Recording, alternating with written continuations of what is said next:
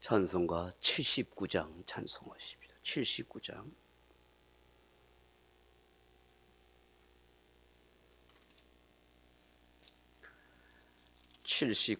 찬송하겠습니다.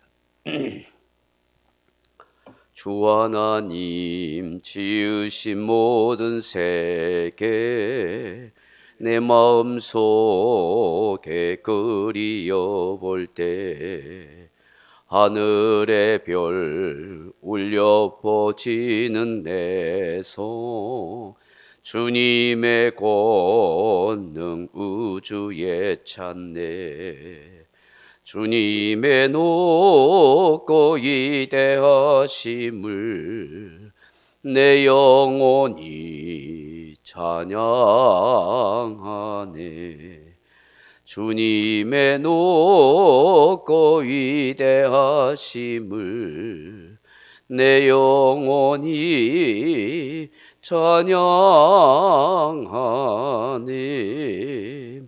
숲속이나 험한 산 골짜기에서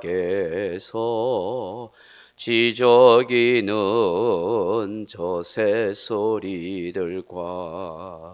고요하게 흐르는 시냇물은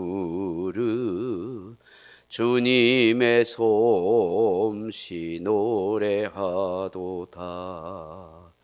주님의 높고 위대하심을 내 영혼이 찬양하네. 주님의 높고 위대하심을 내 영혼이 찬양하네.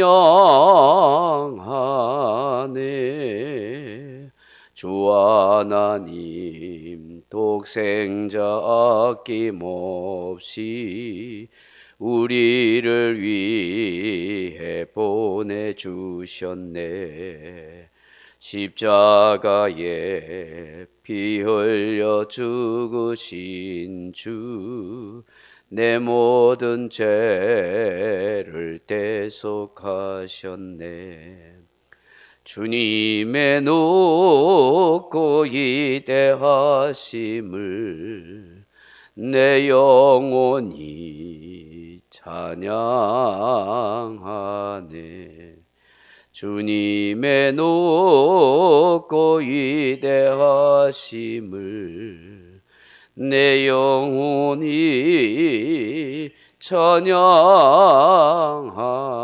찬양하네. 내 주 예수 세상에 다시 올 때 저 천국으로 날 인도하리.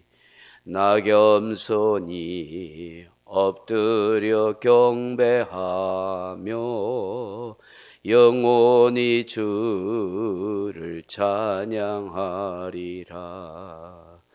주님의 높고 위대하심을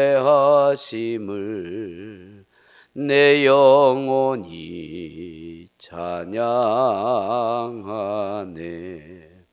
주님의 높고 위대하심을 내 영혼이 찬양하네.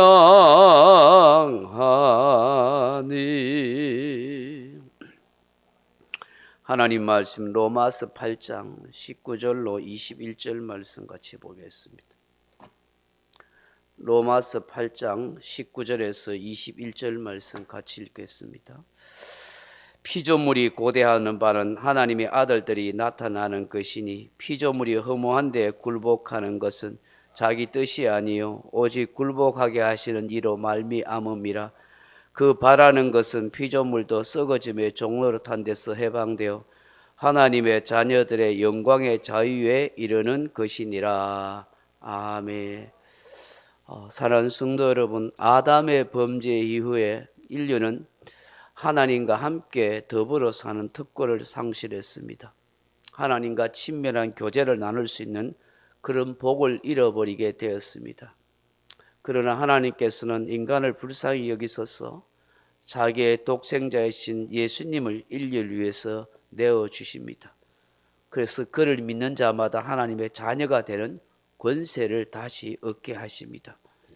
그러므로 우리는 예수 그리스도를 믿기만 하면 의롭다 하심을 얻고 동시에 하나님의 유업을 받을 수 있는 상속자요 자녀가 되는 것입니다.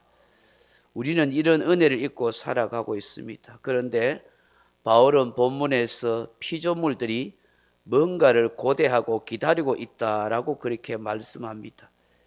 피조물들이 간절하게 바라는 것이 있다 하는 것입니다. 그것이 무엇입니까?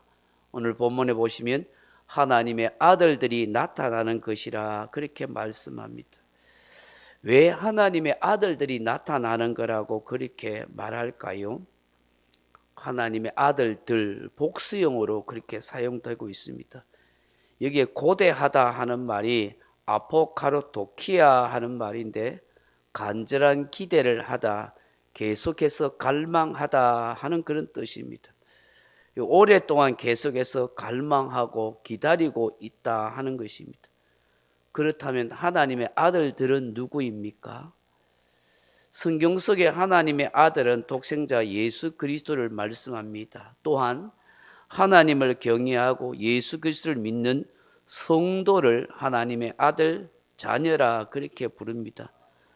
그렇다고 한다면 통칭해서 하나님의 아들들이 나타날 때라 하는 것은 바로 성도들이 변화하여 예수님과 같은 영광된 모습으로 변화되는 그런 때를 말하는 것입니다. 즉 모든 자연 만물까지도 역사의 종말 마지막 날 이루어진 예수 그리스도의 우주적 구속을 기다리고 있다 하는 것입니다.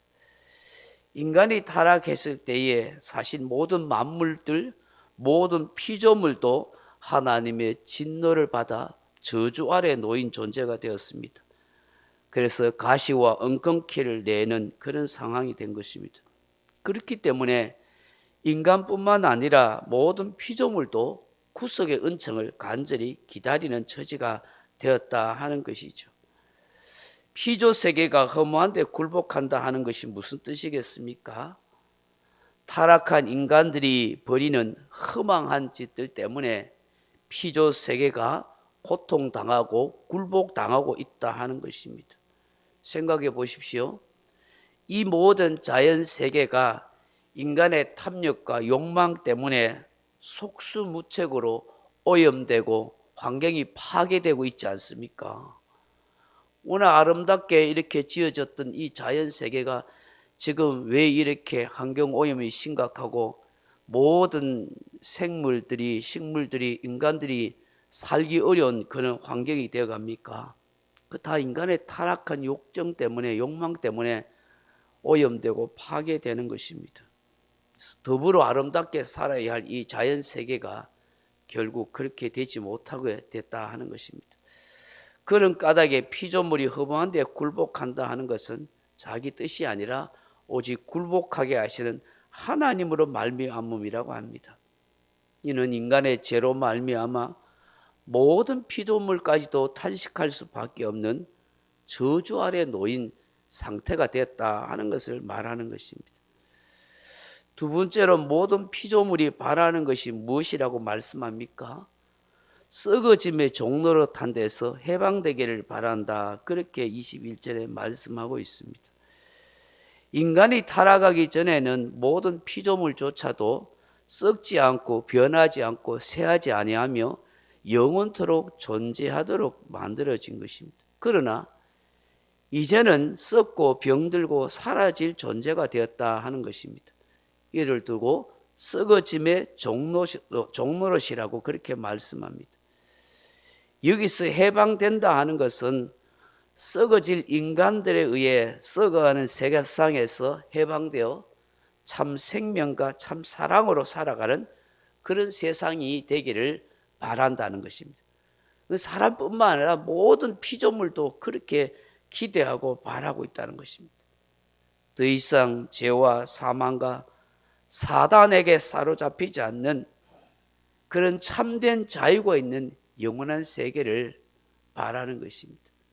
그건 인간뿐만 아니라 모든 피조 세계도 마찬가지입니다. 우리가 이 피조 세계의 탄식을 보지 못해서 그렇지 사실은 엄청나게 고통당하고 탄식하고 있는 것입니다. 인간만 죄와 사단과 악한 것에 사로잡힌 것이 아니라 피조 세계도 그와 같아 하는 것이죠.